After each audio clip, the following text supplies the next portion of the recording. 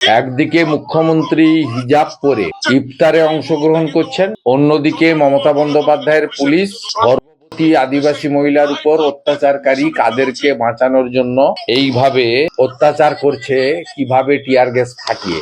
অসংখ্য আহত হয়েছেন, হসপিটালে আছেন, এবং থানাতে লকআপেও অসংখ্য আন্দোলনকারী বা প্রতিবাদকারী আদিবাসীদেরকে গ্রেপ্তার করে পুলিশের এই বর্বরচিত হামলা ঘটেছে।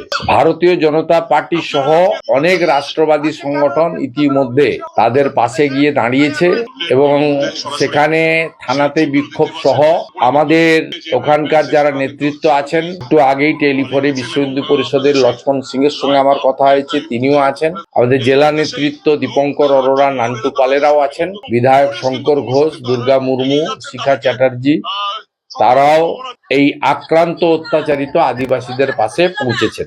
আমরা এই সরকার মহিলা বিরোধী, হিন্দু বিরোধী আমরা বলেছি। আজকের ঘটনা প্রমাণ করেছে এই সরকার এই ল্যান্ড জিহাদ এবং অত্যাচার করা, শুধু ল্যান্ড জিহাদ নয়, আদিবাসী রমণীদের উপর অত্যাচার করা, এই জিহাদি কাদেরদেরকে রক্ষা করার জন্য মমতা ব্যানার্জি তার পুলিশকে লেলিয়ে দিয়েছে শান্তিপূর্ণ নিরস্ত্র আন্দোলনকারীদের উপর। আমরা তীব্র নিন্দা করছি এবং আমরা আদিবাসী সুরক্ষা মঞ্চের পাশে আছি।